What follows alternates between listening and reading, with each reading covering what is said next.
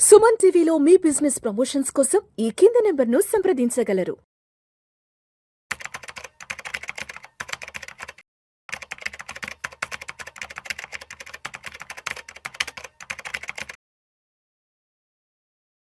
Sir నమస్తే sir. నమస్తే అండి. సార్ ఇప్పుడు స్మార్ట్ మనీ కాన్సెప్ట్లో ఫెయిర్ వాల్యూ గ్యాప్ అంటే ఏంటి, ఇంప్లాయిడ్ ఫెయిర్ వాల్యూ గ్యాప్ అంటే ఏంటి?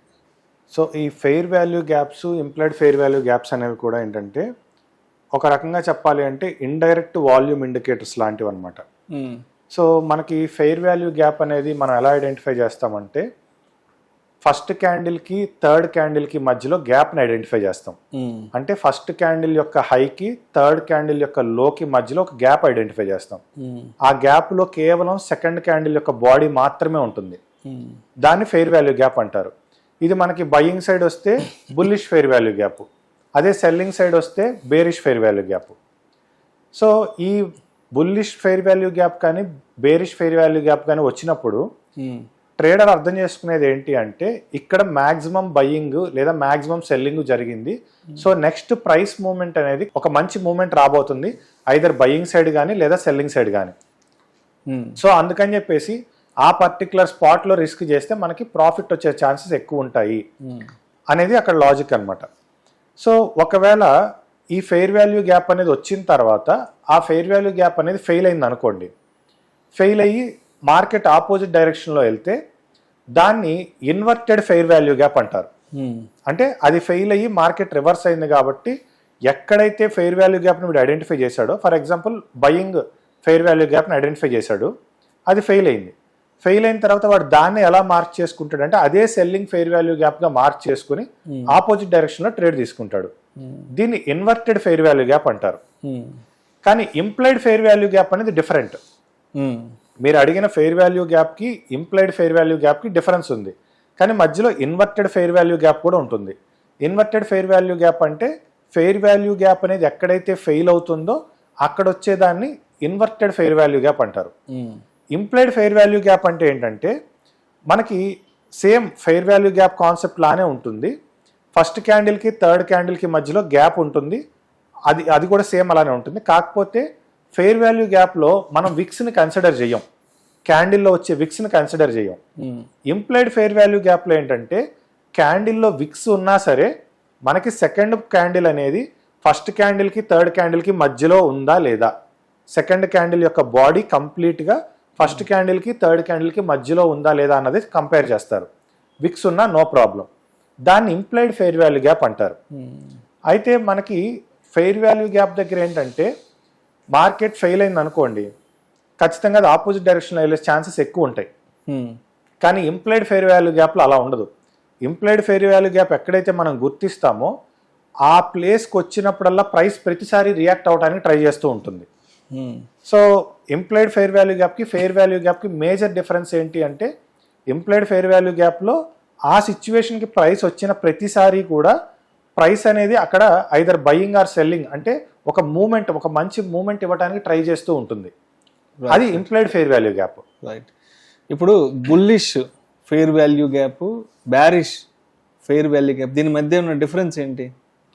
బుల్లిష్ ఫెయిర్ వాల్యూ గ్యాప్ అంటే మనకి అక్కడ మాక్సిమం నెంబర్ ఆఫ్ బయింగ్ జరిగింది కాబట్టి దాన్ని బుల్లిష్ ఫెయిర్ వాల్యూ గ్యాప్ అంటే నెంబర్ ఆఫ్ బయింగ్ ఎక్కువ. So bearish fair value gap అంటే సేమ్ అదే లాజిక్ రెడ్ క్యాండిల్స్ లో అప్లై చేస్తాము. సో అక్కడ సెల్లింగ్ ఎక్కువ జరిగిందని అర్థం చేసుకుంటాం.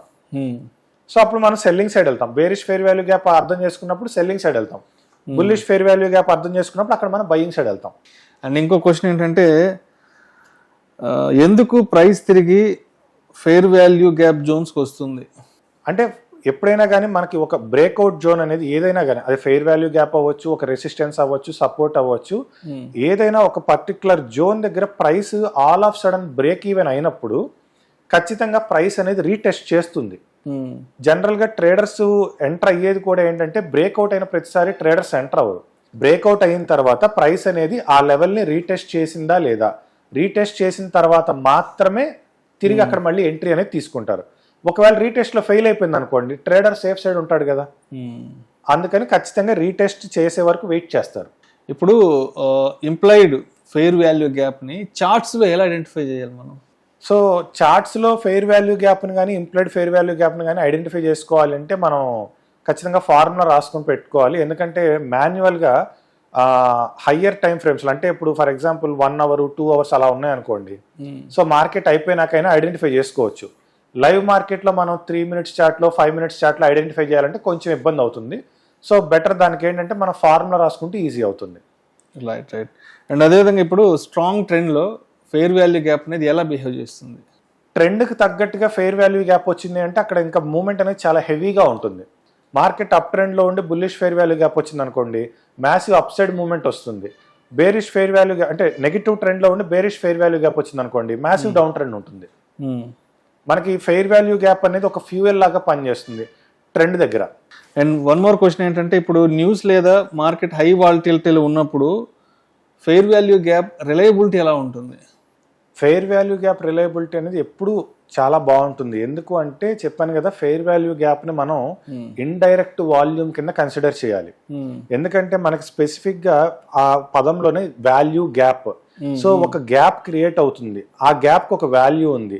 సో ఎందుకు మనం దాన్ని అంత ఇంపార్టెన్స్ ఇస్తున్నాము అంటే ఆ గ్యాప్ క్రియేట్ అవ్వడానికి గల కారణం ఏంటి అంటే అక్కడ మేజర్ బయింగ్ లేదా మేజర్ సెల్లింగ్ జరిగిందని. సో మీరు అన్నట్టు న్యూస్ వచ్చింది అనుకోండి, ఖచ్చితంగా గ్యాప్ క్రియేట్ అవుతుంది. అవును.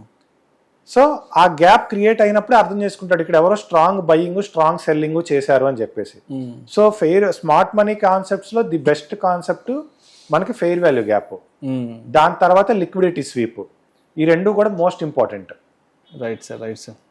Thank you sir, thank you so much Lalitendranath గారు. ఫెయిర్ వాల్యూ గ్యాప్ గురించి అదేవిధంగా ఇంప్లాయిడ్ ఫెయిర్ వాల్యూ గ్యాప్ గురించి చాలా చక్కగా తెలియజేస్తే థ్యాంక్ యూ సో మచ్ అండి. Thank you.